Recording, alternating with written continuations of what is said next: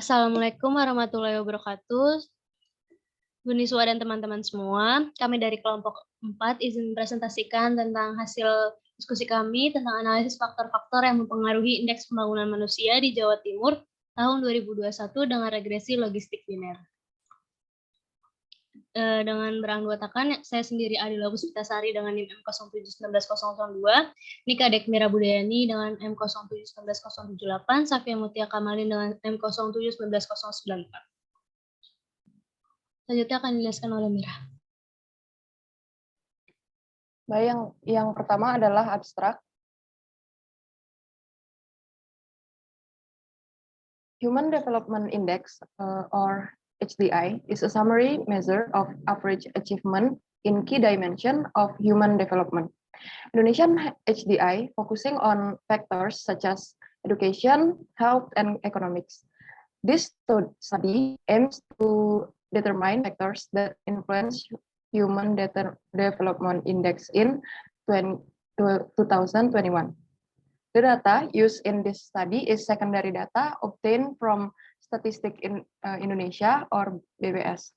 The method used in this study is binary logistic regression, and the variables used are life expectancy, the expectation years of school, poor population percentage, and unemployment rate. As the result, life expectancy and the expectation years of school influence human development index significantly, and the classification accuracy is 76.5%.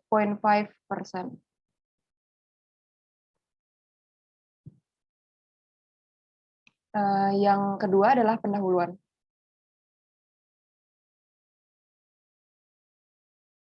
Pembangunan adalah salah satu ciri dari kemajuan di peradaban manusia. Negara Indonesia menjadikan kemajuan adalah salah satu tujuan negara. Hal ini tercantum pada pembukaan Undang-Undang Dasar Negara Republik Indonesia tahun 1945, yaitu untuk memajukan kesejahteraan umum dan mencerdaskan kehidupan bangsa. Salah satu yang menjadi contoh dari pembangunan yang sedang berkembang dilihat dari pertumbuhan ekonomi serta tingkat kualitas hidup manusia di tiap-tiap negara. Indeks pembangunan manusia atau IPM merupakan sebuah tolok ukur dalam melihat kualitas hidup dari negara, dilihat dari faktor pendidikan, kesehatan, dan ekonomi. Menurut Badan Pusat Statistik Indonesia, indeks pembangunan manusia merupakan suatu indeks yang bertujuan untuk menjelaskan apakah suatu penduduknya memiliki akses dari hasil pembangunan dalam memperoleh pendapatan, kesehatan, pendidikan, dan sebagainya. Next. Pada penelitian sebelumnya sudah diteliti mengenai beberapa faktor yang mempengaruhi indeks pembangunan manusia di Indonesia. Contohnya adalah di daerah penelitian yang dilakukan Fatur Rahman et al. Pada tahun 2019, di Kalimantan menjelaskan bahwa faktor yang mempengaruhi adalah jumlah tenaga kesehatan dan tingkat pengangguran terbuka. Sementara itu, Mirza pada 2012 melakukan penelitian di Jawa Tengah, menghasilkan bahwa IPM dipengaruhi oleh pertumbuhan ekonomi, belanja modal, dan kemiskinan. Sementara itu, masih di Jawa Tengah, yang dilakukan oleh Pratowo menghasilkan bahwa yang mempengaruhi IPM adalah belanja daerah, Gini rasio, proporsi pengeluaran non-makanan, dan rasio ketergantungan.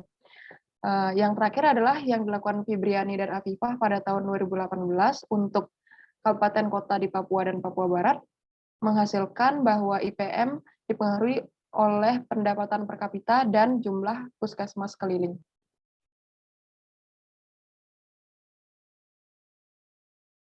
Tujuan penelitian ini adalah mengetahui pengaruh variabel prediktor angka harapan hidup, harapan lama sekolah, persentase penduduk miskin, dan tingkat pengangguran terbuka dalam mengklasifikasikan kategori IPM di kabupaten kota atau kota Jawa Timur. Selanjutnya dijelaskan oleh teman saya. Selanjutnya yaitu ada tinjauan pustaka. Regresi logistik biner adalah metode analisis data yang digunakan untuk mencari hubungan antara variabel respon Y yang bersifat biner dengan variabel prediktor X. Variabel respon dalam kasus ini berdistribusi Bernoulli untuk setiap observasi tunggal. Model regresi logistik adalah sebagai berikut yang tertampil pada layar. Dengan P banyaknya variabel prediktor, model transformasi logik dari Px dari persamaan di atas dapat dituliskan sebagai berikut. Selanjutnya ada uji independensi. Tujuan dari uji independensi yaitu melihat ada tidaknya hubungan antara dua variabel dengan hipotesis sebagai berikut yang tertampil pada layar. Dengan H0 itu tidak ada hubungan antara variabel prediktor dengan variabel respon, H1 ada hubungan antara variabel prediktor dengan variabel respon dengan statistik uji sebagai yang tertampil pada layar, di mana EIJ adalah nilai ekspektasi baris ke I kolom ke J, dan OIJ nilai observasi atau pengamatan baris ke I kolom ke J. Selanjutnya ada estimasi parameter. Model maximum likelihood estimation digunakan untuk mengestimasi parameter-parameter dalam regresi logistik. Pada dasarnya, MLE memberikan nilai estimasi beta dengan memaksimumkan fungsi likelihood-nya. Fungsi likelihood secara matematis sebagai berikut yang tertampil pada layar. Pengujian parameter, yang pertama ada uji serentak. Dengan H0 itu beta 1 sama dengan beta 2 sama dengan titik beta P sama dengan 0, artinya tidak ada parameter yang signifikan. H1-nya beta J tidak sama dengan 0. Paling tidak ada satu parameter yang signifikan. Dengan daerah kritis, H0 ditolak jika G lebih besar dari C kuadrat alpha P, di mana P merupakan banyaknya variabel bebas yang ada dalam model atau P-value kurang dari alpha. Dengan statistik uji tertera pada layar. Dengan selanjutnya itu uji parsial. H0 beta J sama dengan 0, H1 beta J sama dengan tidak sama dengan 0. Dengan daerah kritisnya H0 ditolak jika WI kuadrat lebih besar dari C kuadrat alpha alpha V atau P value kurang dari alpha. Dengan derajat bebas V-nya sama dengan 1. Statistik ujinya yang tertera pada layar. Selanjutnya yaitu ada uji kesesuaian model yang bertujuan untuk menguji apakah model yang dihasilkan sudah layak.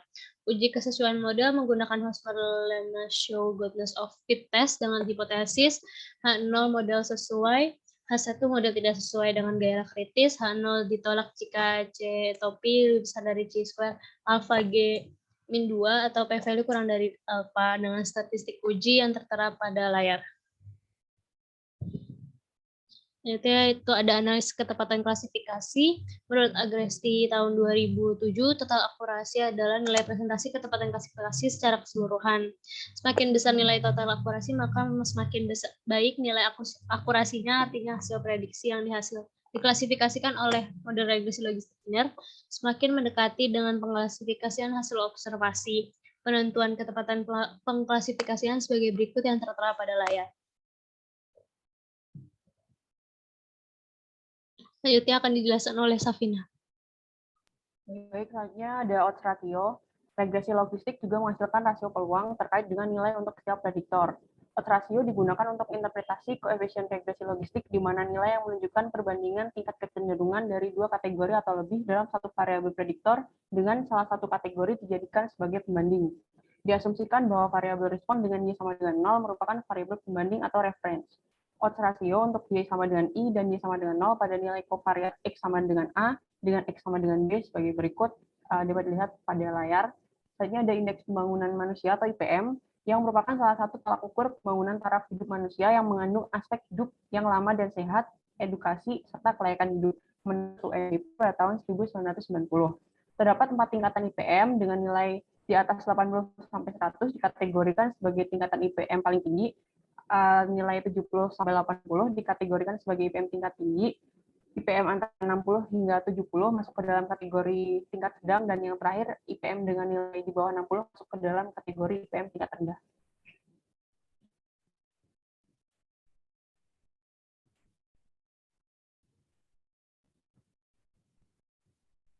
Selanjutnya ada angka harapan hidup atau AHH, yang merupakan rata-rata perkiraan banyak tahun yang dapat ditempuh oleh seseorang sejak lahir atau dapat diartikan sebagai umur yang mungkin dicapai seseorang selama hidup. Jika seseorang memiliki status kesehatan, kualitas gizi, dan lingkungannya yang baik, maka dapat meningkatkan kemungkinan usia harapan hidup. Terdapat dua jenis data yang digunakan dalam perhitungan AHH, yaitu anak lahir hidup, dan anak masih hidup. Sedangkan untuk perhitungan indeks harapan hidup, menurut UNDP digunakan nilai maksimum di mana angka tertinggi sebagai batas atas untuk perhitungan indeks dipakai 85 tahun dan indeks terendah 25 tahun. Selanjutnya ada harapan lama sekolah atau HLS yang didefinisikan sebagai lamanya sekolah dalam tahun yang diharapkan akan dirasakan oleh anak pada usia tertentu di masa mendatang. HLS dapat digunakan untuk mengetahui kondisi pembangunan sistem pendidikan di berbagai jenjang dengan rumus perhitungan seperti tertera pada layar.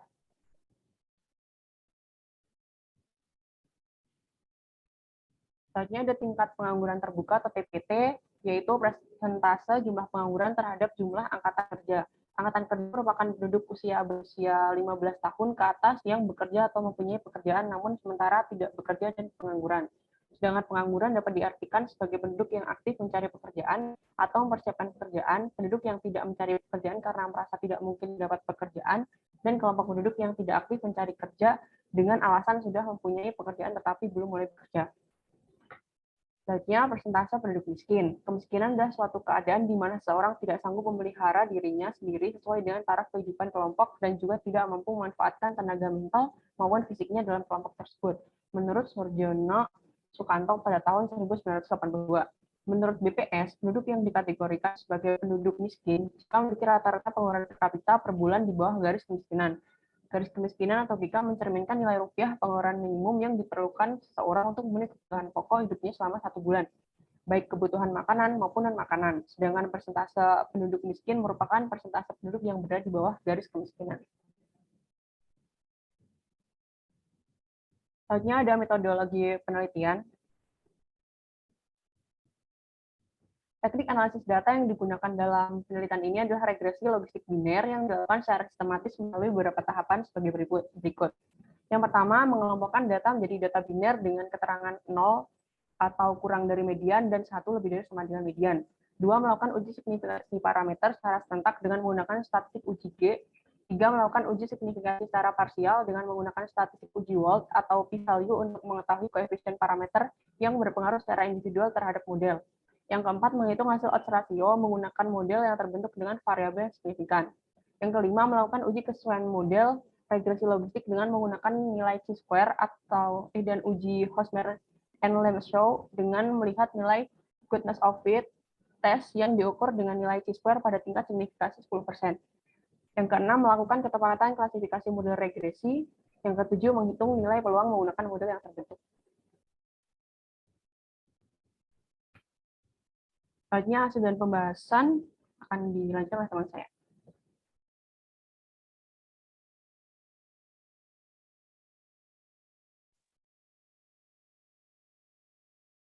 Uji kebaikan model dengan hipotesis H0 itu tidak ada parameter yang signifikan, H1 paling tidak terdapat 1 parameter yang signifikan. Dengan taraf signifikansi alfanya 0,1 dengan daerah kritis, H0 ditolak jika G lebih besar dari chi-square 0,14 itu 7,7794 atau p-value-nya kurang dari alfa sebesar 0,1. Dengan statistik uji yang tertera pada layar. Kesimpulannya karena G-nya itu 22,363 itu lebih besar dari chi-square-nya yaitu 7,7794, maka H0 ditolak yang artinya paling tidak terdapat 1 parameter yang tidak sama dengan 0.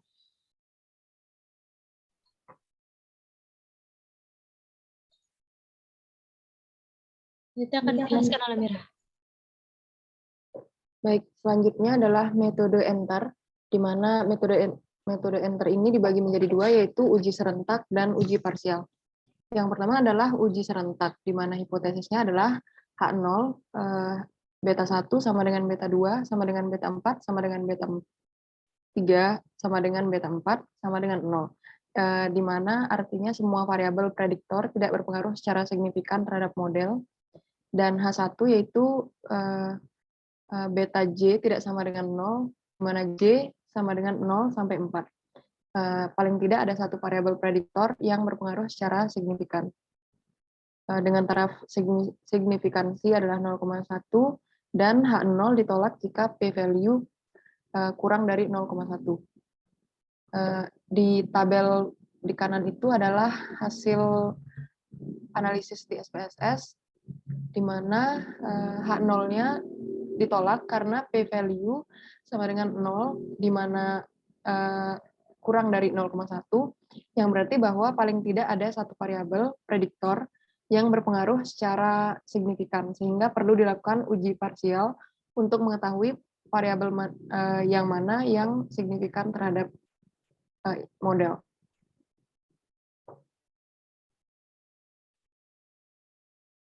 Selanjutnya dari metode enter adalah metode parsial. Dengan hipotesis H0 beta J sama dengan 0, yaitu variabel prediktor tidak berpengaruh secara signifikan terhadap IPM dalam model. Dan H1 yaitu beta tidak sama dengan 0, variabel prediktor berpengaruh signifikan terhadap indeks pembangunan manusia dalam model. Dengan taraf signifikansi yaitu alfa 0,1 dan H0 akan ditolak jika p-value kurang dari 0,1.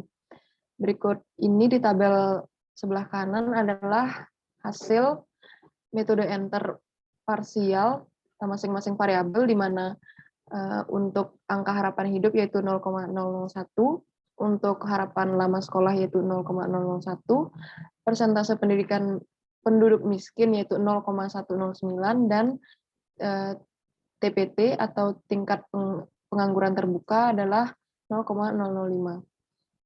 Dengan kesimpulan bahwa variabel angka harapan hidup, harapan lama sekolah, dan tingkat pengangguran terbuka merupakan hasil p-value, memberikan hasil p-value yang kurang dari 0,1, sehingga ketiga variabel tersebut berpengaruh secara signifikan terhadap model.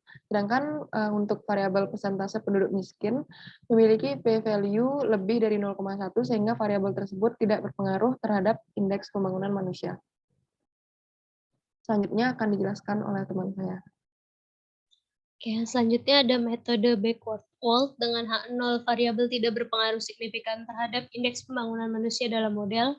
H1 yaitu variabel berpengaruh signifikan terhadap indeks pembangunan manusia dalam model dengan taraf signifikansi alfa sama dengan 0,1 dengan daerah kritis sebagai berikut. Dengan statistik uji yang tertera pada tabel, didapatkan W itu sama dengan 5,813 dengan chi-square-nya sama dengan 2,7055 atau p-value-nya itu 0,016 kurang dari 0,1 pada variabel angka harapan hidup dan variabel lama sekolah, maka 0 ditolak, yang artinya bahwa variabel angka harapan hidup dan harapan lama sekolah berpengaruh signifikan terhadap indeks pembangunan manusia. Selanjutnya itu ada odds ratio, berikut tabelnya, dengan didapatkan modelnya itu Px sama dengan eksponensial 2,10 kurang 210 AHH 1 dikurang 210 HLS 1 dibagi 1 plus eksponensial 2,120 kurang 2,120 AHH dikurang 2,120 HLS. Didapatkan interpretasi pada angka harapan hidup, kabupaten atau kota dengan AHH lebih besar dari sama dengan 72,45 memiliki kecenderungan untuk memperoleh IPM lebih besar dari 71,63 sebanyak 0,120 kali lebih besar dibandingkan dengan kabupaten kota dengan AHH kurang dari 72,45. Kabupaten kota dengan AHH kurang dari 72,45 memiliki kecenderungan untuk memperoleh IPM lebih besar dari sama dengan 71,63 sebanyak 8,33 kali lebih besar dibandingkan dengan kabupaten atau kota dengan angka harapan hidup lebih besar dari 72,45. Selanjutnya interpretasi untuk harapan lama sekolah. Kabupaten atau kota dengan HLS lebih besar dari sama dengan 13,33 memiliki kecenderungan untuk memperoleh IPM lebih besar dari sama dengan 72,63 sebanyak 0,120 kali lebih besar dibandingkan dengan kabupaten atau kota dengan HLS kurang dari 13,33. Selanjutnya, kabupaten atau kota dengan HLS kurang dari 13,33 memiliki kecenderungan untuk memperoleh IPM lebih besar dari sama dengan 72,63 sebanyak 8,33 kali lebih besar dibandingkan dengan kabupaten atau kota dengan HLS lebih besar dari sama dengan 13,33. Selanjutnya ada uji kesesuaian model. hipotesisnya modelnya sesuai atau tidak ada perbedaan signifikan antara hasil pengamatan dengan hasil prediksi model. H1 modelnya tidak sesuai atau ada perbedaan signifikan antara hasil pengamatan dengan hasil prediksi model. Dengan taraf signifikasinya alfa sama dengan 0,1, daerah kritisnya yang tertera pada layar. Dengan statistik puji yang tertera juga pada layar, chi-square didapatkan 0,773, lebih besar dari si tabelnya itu sama dengan 2,7055 atau p-value-nya itu 0,379, artinya lebih besar dari alfa, maka H0-nya ditolak, yang artinya model sesuai atau tidak ada perbedaan signifikan antara hasil pengamatan dengan hasil prediksi model. Selanjutnya akan dijelaskan oleh Safina. Baik, selanjutnya ada ketepatan klasifikasi. Untuk hasil dari ketepatan klasifikasi dapat dilihat pada tabel yang di layar. Dengan interpretasi, tabel di samping menunjukkan bahwa model regresi dengan dua variabel prediktor yang signifikan yaitu AHH dan HLS memiliki ketepatan klasifikasi yang cukup baik yaitu sebesar 76,3%. Hal ini berarti dari 38 kabupaten atau kota terdapat sebanyak 29 kabupaten atau kota yang dapat diklasifikasikan secara tepat. Kabupaten atau kota yang memiliki IPM kurang dari 71,63 sebanyak 12 kabupaten atau kota, sedangkan kabupaten atau kota yang memiliki IPM lebih dari sama dengan 71,63 sebanyak 17 kabupaten atau kota.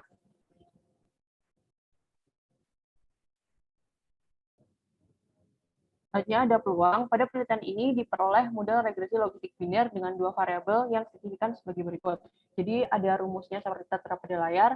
Lalu untuk AHH dengan tingkat rendah yaitu kurang dari 72,45, dengan kategori tinggi yaitu lebih dari sama dengan 72,45. Sedangkan untuk HLS kategori rendah yaitu kurang dari 13,33, sedangkan kategori tinggi yaitu lebih dari sama dengan 13,33. Untuk peluang AHH rendah dan HLS rendah yaitu 0,8928, sedangkan untuk peluang AHH rendah dengan HLS-nya tinggi yaitu 0,5, untuk AHH tinggi dengan HLS rendah 0,5, dan AHH tinggi dengan HLS tinggi peluangnya 0,1072.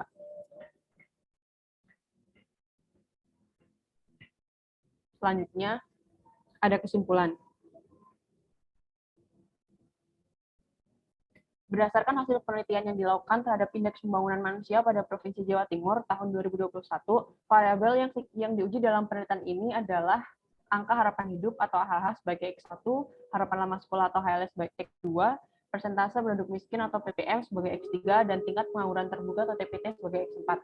Berdasarkan hasil klasifikasi dengan regresi logistik biner, didapatkan variabel yang signifikan terhadap IPM atau Y, yaitu AHH dan HLS. Model regresi yang terbentuk yaitu X sama dengan eksponensial 2,120 dikurang 2,120 AH1 dikurang 2,120 HLS1 dibagi 1 plus eksponensial dari 2,120 dikurang 2,120 AH1 dikurang 2,120 HLS1. Berdasarkan model regresi dengan dua variabel prediktor yang signifikan yaitu angka harapan hidup atau AH dan harapan lama sekolah atau HLS memiliki ketepatan klasifikasi yang cukup baik yaitu sebesar 76,3%. Hal ini berarti dari 38 kabupaten atau kota terdapat sebanyak 29 kabupaten atau kota yang dapat diklasifikasikan secara tepat. Kabupaten atau kota yang memiliki IPM kurang dari 71,63 sebanyak 12 kabupaten atau kota, sedangkan yang memiliki IPM lebih dari sama dengan 71,63 sebanyak 17 kabupaten atau kota.